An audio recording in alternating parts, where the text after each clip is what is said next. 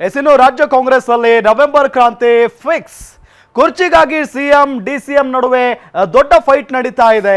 ಡಿಕೆಶಿ ಪರವಾಗಿ ಹಿರಿಯ ಶಾಸಕ ಮತ್ತು ಸಚಿವರು ದೊಡ್ಡ ಮಟ್ಟದ ಬ್ಯಾಟಿಂಗ್ ಕೂಡ ಮಾಡ್ತಾ ಇದ್ದಾರೆ. ಗ್ಯಾರಂಟಿ ನ್ಯೂಸ್ ನಲ್ಲಿ ಎಕ್ಸ್ಕ್ಲೂಸಿವ್ ಸ್ಟೋರಿ.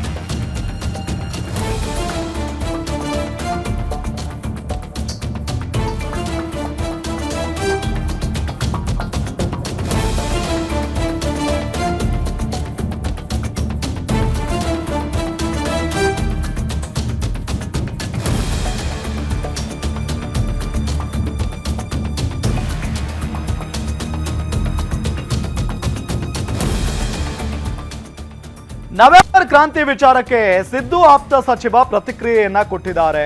ಸಿಎಂ ಏನ್ ತೀರ್ಮಾನ ತೆಗೆದುಕೊಳ್ತಾರೋ ನೋಡೋಣ. ಹೈಕಮಾಂಡ್ ತೀರ್ಮಾನ ಅಂತ ಸಿದ್ದರಾಮಯ್ಯನವರು ಈಗಾಗಲೇ ಹೇಳಿದ್ದಾರೆ. ಬಾಗಲಕೋಟೆಯಲ್ಲಿ ಸಚಿವ ಆರ್ಬಿ ತಿಮ್ಮಾಪುರ್ ಅವರು ಕೊಟ್ಟಿರುವಂತಹ ಹೇಳಿಕೆ ಇದು. 2028ಕ್ಕೂ ಸಿದ್ದರಾಮಯ್ಯ ಇದ್ರೆ ಪಕ್ಷಕ್ಕೆ ಅನುಕೂಲ ಆಗುತ್ತೆ. ಸಿದ್ದರಾಮಯ್ಯ ಪರ ಬ್ಯಾಟ್ ಬೀಸಿದ್ದಾರೆ ಸಚಿವ ಆರ್ಬಿ ತಿಮ್ಮಾಪುರ್ ಅವರು. ನವೆಂಬರ್ ಕ್ರಾಂತಿ ವಿಚಾರಕ್ಕೆ ಸಿದ್ದರಾಮಯ್ಯನವರ ಆಪ್ತ ಬಳಗದಲ್ಲಿ ಗುರುತಿಸಿಕೊಂಡಿರುವಂತ ಆರ್ಬಿ ತಿಮ್ಮಾಪುರ್ ಅವರು ಹೇಳಿಕೆಯನ್ನ ಕೊಟ್ಟಿದ್ದಾರೆ. ಸಿಎಂ ಏನ್ ತೀರ್ಮಾನ ತೆಗೆದುಕೊಳ್ತಾರೆ ನೋಡೋಣ. ಹೈಕಮಾಂಡ್ ತೀರ್ಮಾನ ಅಂತ ಹೇಳಿ ಸಿದ್ದರಾಮಯ್ಯನವರೇ ಈಗಾಗಲೇ ಹೇಳಿದ್ದಾರೆ. ಸೊ ಕಾದ್ ನೋಡ್ಬೇಕಾಗಿದೆ ಅನ್ನೋ ನಿಟ್ಟಿನಲ್ಲಿ ಆರ್ಬಿ ತಿಮ್ಮಾಪುರ ಅವರು ಮಾತನಾಡಿದ್ದಾರೆ. ನಿಮ್ಮಲ್ಲಿ ಆಗ್ತಾ ಇದೆ ಎಲ್ಲರೂ ಅವ್ರವ್ರ ಅಭಿಪ್ರಾಯ ಹೇಳ್ತಾರೆ. ನೀವ್ ಹೆಂಗ್ ಹೇಳಿದ್ರಲ್ಲ ಹಂಗ ಅವರು ತಮ್ಮ ಅಭಿಪ್ರಾಯ ಹೇಳ್ತಾರೆ.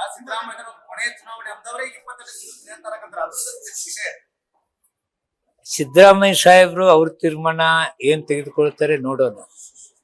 ನಮ್ಮ ತೀರ್ಮಾನ ಸಿದ್ದರಾಮಯ್ಯ ಸಾಹೇಬ್ರು ಹೇಳಿದಂಗೆ ಹೈಕಮಾಂಡ್ ತೀರ್ಮಾನ ಏನಾಗುತ್ತೆ ಅದೇ ತೀರ್ಮಾನ ಅಂತ ಅವರೇ ಹೇಳಿದ್ಮೇಲೆ ನಾನೇನು ಹೇಳಿಕ್ಕೆ ಉತ್ತರ ಇಲ್ಲ.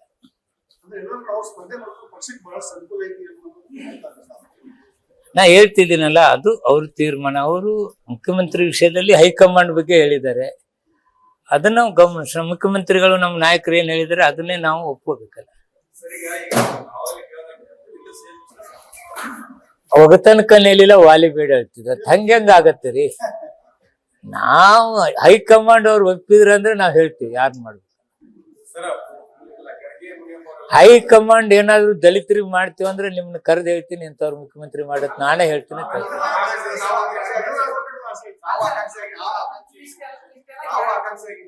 ನಿನ್ನ ಮುಖ್ಯಮಂತ್ರಿ ಮಾಡ್ತಂದ್ರೆ ಒಲ್ಲಿತ್ತೀಯ ನೀನು? ಅಲ್ಲ MLA ಇಲ್ಲ.